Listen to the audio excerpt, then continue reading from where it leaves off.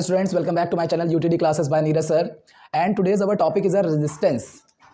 Topic is resistance. आज हम resistance के बारे में फुल पढ़ेंगे, तो ध्यान से देखते रहिए वीडियो को। Resistance it is denoted by capital R. Resistance को कैपिटल आर से डिनोट करते हैं। इसकी जो यूनिट होती है वो होती है ओम, जिसे हम इस तरह से डिनोट करते हैं। ओम का ये जो लेटर है कहाँ से आया है? ये ग्रीक लैंग्वेज से हमको लिया गया है। Basically what is the resistance? Resistance होता क्या है? तो रेजिस्टेंस क्या होता है? It is a obstacle of wire against flow of charge, या आप इसे करंट भी कह सकते हैं। तो रेजिस्टेंस क्या होता है? रेजिस्टेंस एक तरीके का ऑब्स्टेकल होता है। ऑब्स्टेकल मतलब होता है रुकावट होती है। रुकावट होती है वायर में अगेंस्ट फ्लो ऑफ चार्ज। जो करंट या जो चार्ज हमारे वायर से फ्लो हो रहा होगा उसको ये ऑब्स्टेकल करता है, उसको ये रोकने की कोशिश करता है। जितना चार्ज कम होगा करंट भी उतनी ही कम हो जाएगी। इसीलिए हमें रेजिस्टेंस को अवॉइड करना होता है। जनरली रेजिस्टेंस जो होता है उन अप्लायंसेस के लिए बहुत फ़ायदेमंद होता है जहाँ पे ज़्यादा करंट नहीं चाहिए होती है। तो वहाँ पे अगर रेजिस्टेंस होता है तो करंट कम आती रहती है, वो चीज़ें आराम से चलती रहती है, जैसे दीपावली की झालरें हैं। चलिए भाई आगे बात करते हैं। तो रेजिस्टेंस क्या होता है? According to Ohm's law formula होता है V is equals to I into R। अगर मैं यहाँ से R का फॉर्मूला निकालूँ तो R इक्वल्स टू हो जाएगा V अपॉन I।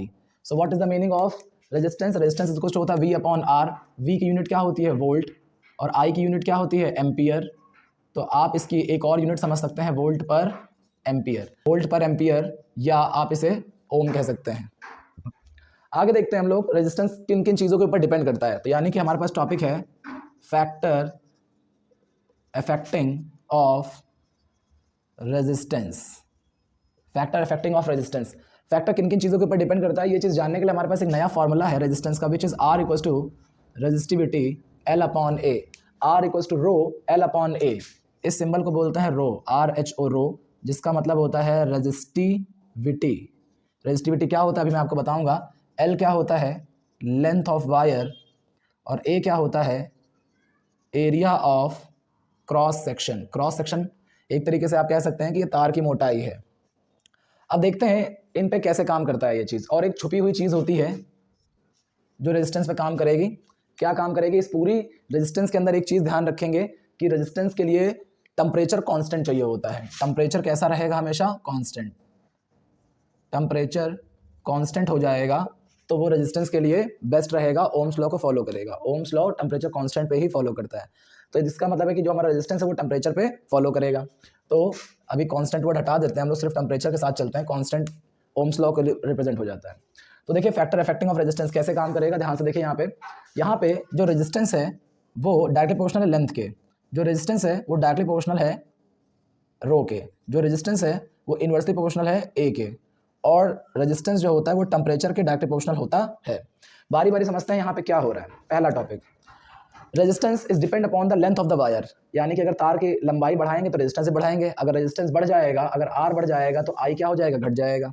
तो इसका मतलब है कि बहुत लंबे वायर का इस्तेमाल नहीं होना चाहिए। यही कारण होता है कि आपके घरों में जो बिजली का कनेक्शन होता है वो सबसे नियरेस्ट पोल से लिया जाता है। जो सबसे नज़दीकी खंभा होता है वहाँ से आपके घर की बिजली का कनेक्शन कर दिया जाता है। यही कारण होता है कि पहले लंबे लंबे चार्जर हुआ करते थे, लेकिन अब छोटे छोटे चार्जर होते हैं, क्योंकि हमारे फ़ोन की बैटरी बहुत ज़्यादा हो गई है। 4000 mAh 5000 mAh इतनी बैटरी को फुल करने के लिए हमें थोड़ा ज़्यादा करंट चाहिए होता है, जिसके लिए हमें तार की लंबाई को कम करना पड़ता है।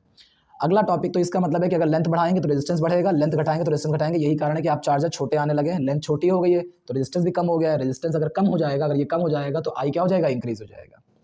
अगला जो है आपके पास में वो है resistance is directly proportional to the resistivity. What is the meaning of resistivity? Resistivity मतलब होता है, ये होता है उस मैटर की क्वालिटी जिससे वो तार बना हुआ है। लाइक कॉपर से तार बना हुआ है तो कॉपर की मटेरियल की क्वालिटी, एल्यूमिनियम की क्वालिटी। इस तरीके से आपकी रेजिस्टिविटी जितनी कम होती है, जैसे सबसे कम रेजिस्टिविटी होती है सिल्वर की, इसलिए सिल्वर की कंडक्टिविटी सबसे हाई होती है। तो सबसे कम रेजिस्टिविटी होती है सिल्वर की, इसलिए सबसे कम आर भी उसका होता है। अगर उसका आर सबसे कम होता है तो उसका आई भी सबसे ज़्यादा होता है।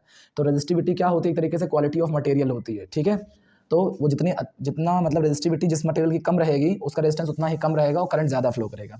अगला जो है आपके पास में, resistance is inversely proportional to area of cross section. Area of cross section क्या होता है? अगर आपने किसी वायर को, अगर कोई वायर है आपने उसे कैंची से काट दिया तो इस जगह पे ऐसे गोल गोल जनता है। ये जो आपके पास है गोल सा एरिया, इसी को क्रॉस सेक्शन कहते हैं। यानी कि एक तरीके से अगर बहुत मोटा वायर लोगे तो ए की वैल्यू ज़्यादा हो जाएगी, पतला वायर लोगे तो ए की वैल्यू क्या हो जाएगी? कम हो जाएगी। तो देखिए अगर हमारे ए की वैल्यू ज़्यादा है, ए की वैल्यू ज़्यादा है यानी कि तार बहुत मोटा है, तो अगर ए की वैल्यू ज़्यादा हो जाएगी तो आर ऑटोमेटिक कम हो जाएगा, और अगर आर कम हो जाएगा तो आई क्या हो जाएगा? बढ़ जाएगा। इसीलिए मोटे वायर उन चीज़ों के लिए इस्तेमाल करते हैं जिनकी करंट की फ्लो बहुत ज़्यादा होती है, जैसे कूलर के वायर मोटे होते हैं, एसी का वायर मोटा होता है, प्रेस, हीटर, गीज़र, इनके वायर बहुत मोटे रखे जाते हैं। मोटे वायर होने से क्या होता है, करंट ज़्यादा फ्लो होता है और ये अपना काम बहुत ही आसानी से कर सकते हैं। अगर पतला वायर है, अगर ए की वैल्यू कम कर दोगे, अगर ए कम हो जाएगा तो आर बढ़ जाएगा, और अगर आर बढ़ जाएगा तो फिर से आई क्या हो जाएगा, कम हो जाएगा। कुछ ऐसे अप्लायंसेस होते हैं जिनमें करंट को कम करना पड़ता है, जैसे दीपावली में लगी हुई झालरें। ये झालरें जो होती हैं इनको बहुत ही कम एनर्जी चाहिए होती है, इसलिए क्या करते हैं, पतले पतले वायर में झालर बनाई जाती है। ए अगर कम हो जाएगा तो आर ऑटोमेटिक बढ़ जाएगा, आर बढ़ जाएगा तो आई ऑटोमेटिक क्या हो जाएगी, कम हो जाएगी। तो इससे पता चलता है कि रेजिस्टेंस जो होता है वो क्रॉस सेक्शन के इनवर्सली प्रोपोर्शनल है, उल्टा रिलेशन है। लास्ट हमारे पास resistance is directly proportional to the temperature. Temperature अगर बढ़ जाएगा तो रेजिस्टेंस भी बढ़ जाएगा, डायरेक्टली प्रोपोर्शनल है। जैसे कि आपने देखा होगा कि आप अपना फोन को चार्जिंग पे लगाया हुआ है और जब फोन ऑन करते हैं, चार्जिंग ऑन कर देते हैं तो उसको, तो थोड़ी देर बाद फोन गर्म हो जाता है, चार्जर गर्म हो जाता है, वायर गर्म हो जाता है, तो यानी कि टेम्परेचर राइज हो रहा है। जैसे जैसे टेम्परेचर राइज होता है वैसे वैसे इसका ये मतलब होता है कि अगर टेम्परेचर राइज हो रहा है तो उसका रेजिस्टेंस भी राइज हो रहा होगा, और अगर रेजिस्टेंस राइज हो रहा हो तो करंट कम हो जाएगी।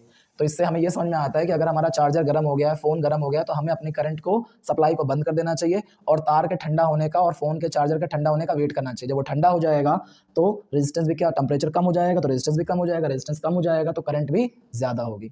तो कुल मिला के 4 टॉपिक्स हैं जो इनके ऊपर रेजिस्टेंस इफेक्ट करता है। Length of the wire, resistivity of the wire, area of cross section and temperature. T मतलब टेम्परेचर। तो थैंक यू क्लास। अगर वीडियो अच्छा लग रहा हो तो लाइक करिएगा, शेयर करिएगा, कमेंट करिएगा। Thank you.